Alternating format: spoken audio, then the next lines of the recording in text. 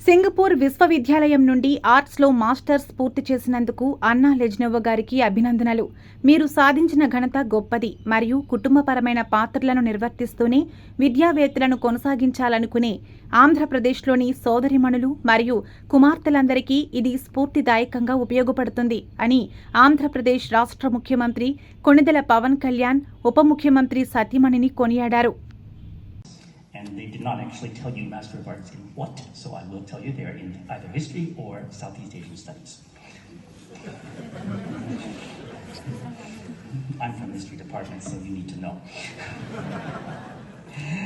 Anna Konidala.